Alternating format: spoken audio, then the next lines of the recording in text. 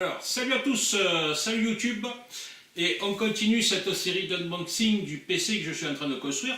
Alors aujourd'hui, on est sur une pièce maîtresse, donc tout comme la carte mère et tout comme le processeur, la pièce maîtresse c'est la carte graphique. Voilà. Alors, tout dépend de ce que vous voulez faire avec votre PC. Comme je vous l'ai dit, moi je veux faire principalement de la vidéo 4K qui demande des ressources énormes, et donc pour ça j'ai choisi une carte graphique qui est compatible 4K. Voilà, donc c'est une carte graphique GeForce RTX 2060 de la marque KFA2. Voilà, je ne sais pas comment ça se prononce, moi je prononce comme c'est écrit. Donc c'est une carte donc, qui est un clic OC, c'est-à-dire overclockable en un clic. Je ne vois pas trop l'intérêt vu les capacités de la carte graphique, mais bon, peut-être que je m'en rendrai mieux compte le jour où je ferai peut-être du jeu vidéo, je ne sais pas, j'en sais rien. Puisque dans le jeu vidéo, vous jouez en principe en 1080, je crois que c'est de l'ultra, c'est ça si je ne dis pas de bêtises. Ne m'engueulez pas, je ne suis pas un spécialiste.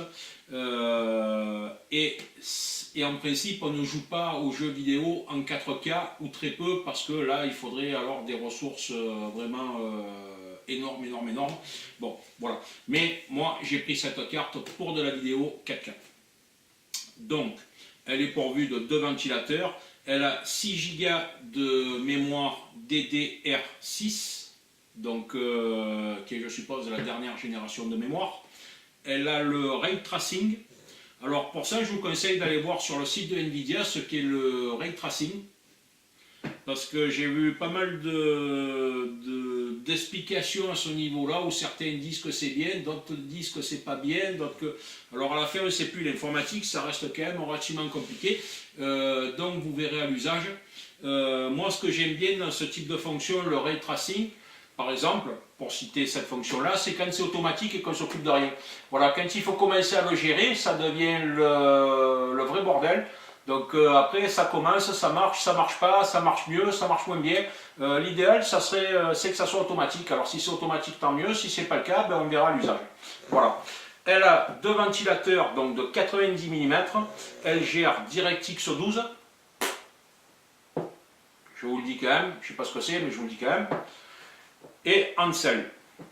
Moi je connais Ansel et Gretel, c'est un film, après Ansel, je ne sais pas ce que c'est, voilà. Bon, bref, voilà ce qu'elle fait. Donc, donc on peut mettre Make Your PC the Ultimate Home Theater, donc ça veut dire qu'on peut brancher sûrement un ampli avec des enceintes pour avoir un meilleur son, mais la carte mère, a priori, le fait déjà. Mais celle-là le fait. Donc, c'est bien quand c'est écrit en américain, j'adore quoi, c'est super quoi. Windows demande RIG GPU. Pourquoi il faut un faux GPU? Bon, j'essaye. Parce que ça veut dire, voilà,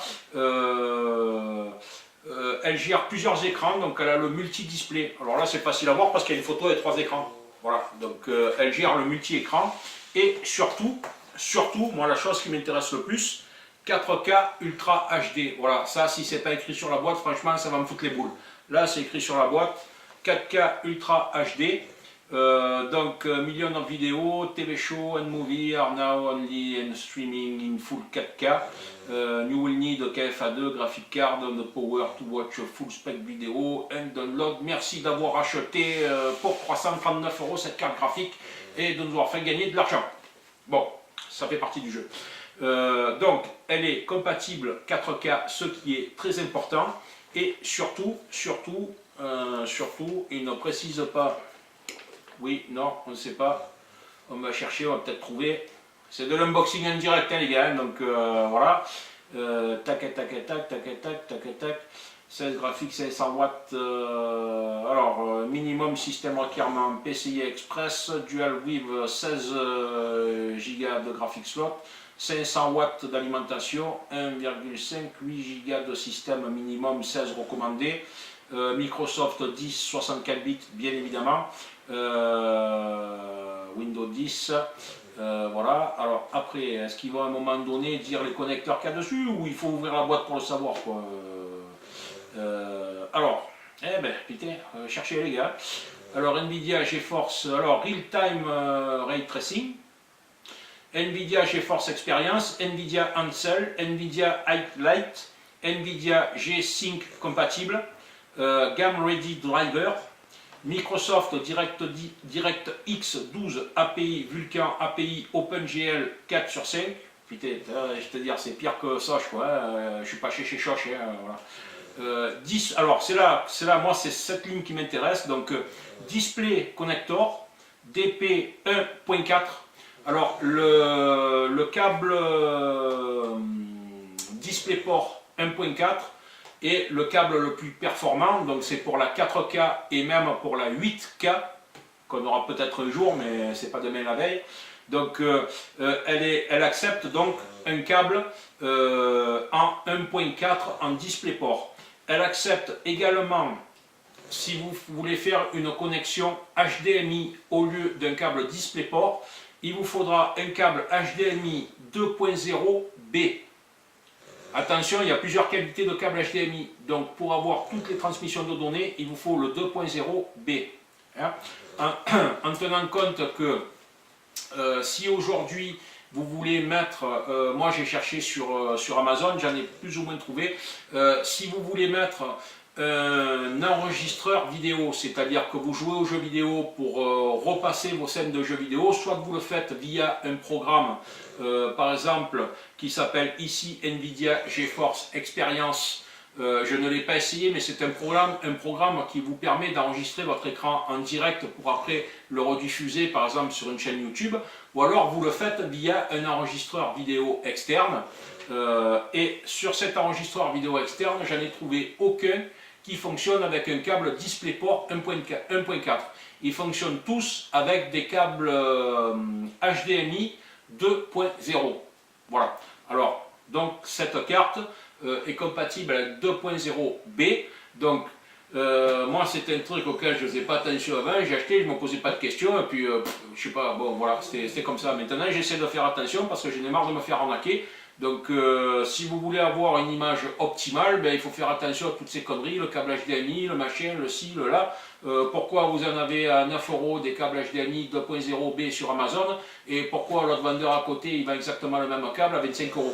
Voilà, va savoir, tu sais pas, est-ce que c'est juste une question de marge ou est-ce qu'il y a vraiment une différence entre les deux câbles. Voilà, alors c'est difficile à dire, mais c'est comme ça. Il vous faudra ce type de câble et cette carte surtout est compatible, ce qui est très très important. Ensuite, HDCP 2.2, Nvidia GPU Boost VR Ready. Alors VR Ready, ben, c'est qu'elle est prête pour la réalité virtuelle, donc le masque que se met sur le testo, là tu ressembles à Robocop et tout, version 2019. Voilà, et puis tu sais plus ce qui se passe, tu sais plus où tu habites, et j'ai jamais essayé, je sais même pas si ça vaut le coup, mais ça coûte déjà vachement cher. Voilà. Donc, on va ouvrir cette carte. On va dire qu'elle est compatible avec tous ces systèmes, c'est ce qui est très très important, parce que pour 339 €, c'est ce que j'expliquais dans le problème des unboxings, c'est que des fois c'est gonflant les unboxings, je comprends, on en voit des dizaines et il n'y a rien dans la boîte. Mais moi, cette carte graphique, je l'ai achetée sur Amazon, c'est-à-dire que je ne l'ai vue nulle part. Je n'ai donc pas pu lire ce qu'il y avait écrit sur la boîte. Quant aux détails qui sont faits sur Amazon, ben accroche-toi parce que c'est vraiment du light, quoi. Donc pour savoir avec quoi elle est réellement compatible, déjà lorsqu'elle est arrivée que j'ai vu 4K ici, j'ai fait ouf, putain, c'est voilà. Parce que par exemple chez LDLC, il m'avait conseillé de prendre une 1660. Alors je ne sais pas ce que ça vaut la 1660, mais il semble que le succès ne soit pas au rendez-vous.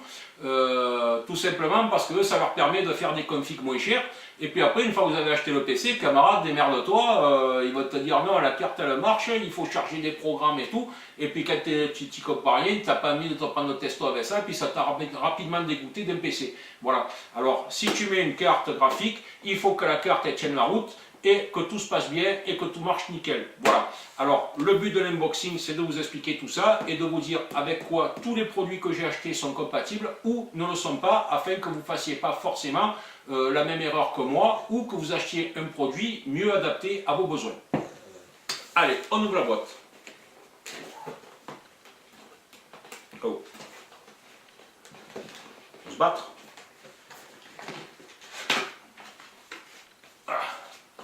Alors, je ne veux pas déchirer la boîte parce que c'est un gag. Parce que je veux l'utiliser pour mon décor. Oh, c'est un gag.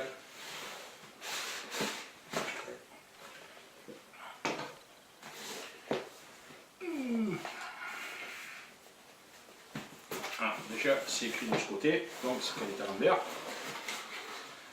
Hop là. Alors, ça, on va s'insérer là. Alors ici, on a un câble que je ne sais pas à quoi il sert, mais bon, il y est.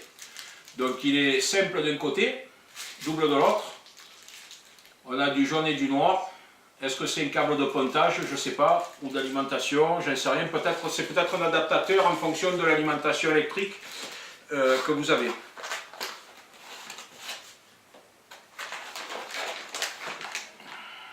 Est-ce qu'il y a autre chose? Non, il n'y a rien d'autre. On va essayer de ne pas cacher la caméra.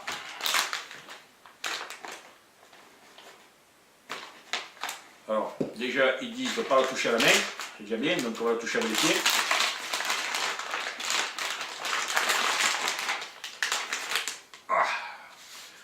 Donc voilà, voilà la bestiole. C'est assez lourd, hein. Enfin assez lourd. Ça pèse son poids, Donc on a les deux ventilos. Est-ce qu'elle a une partie lumineuse? Je suppose que le logo GeForce doit être éclairé. Je ne vois pas de LED sur cette partie-là. Peut-être que les ventilos sont éclairés par le centre, mais franchement je ne vois pas. Donc on verra l'usage. Après, c'est pas vraiment le but du jeu d'avoir plein de LED. Le but du jeu, c'est que la carte soit performante. Donc, on a ici... Alors, attends, je mets mes lunettes parce que sinon c'est trop près. Alors, ici, on a la sortie DVI-D, qui est peut-être l'ancien format, vous savez, les prises bleues qu'on avait avec les deux vis sur le côté, puisque là, c'est le même système de fixation. Je pense que ce n'est pas la meilleure connectique, a priori. Là, on a la connectique HDMI. Et là, on a la connectique DisplayPort. Voilà. Alors, comment ils font après pour faire du multi-écran? Je ne sais pas comment ça se branche. C'est peut-être au niveau des écrans, je ne sais rien. Donc voilà. Voilà la carte graphique. Donc je vais vous donner alors une petite information. C'est ses dimensions. Parce que je me suis aperçu que sur certains boîtiers, il ne faut pas que la carte graphique dépasse une certaine taille. Voilà, en longueur je parle. Donc celle-là, elle fait 22,5 cm en longueur, puisqu'a priori c'est après par rapport à la longueur où certaines cartes rentrent dedans. Parce que passé un moment, je voulais en acheter une d'occasion sur le bon coin et j'ai vu un gars qui disait je suis obligé de vendre cette carte parce qu'elle ne rentre pas dans mon PC. Voilà, donc sa boîte PC n'était pas assez grosse. Voilà. Voilà les amis, on se retrouvera avec cette carte au moment du montage. Hein, et puis voilà. Hein, si vous avez des questions, n'hésitez pas à les poser. Bon après-midi, merci.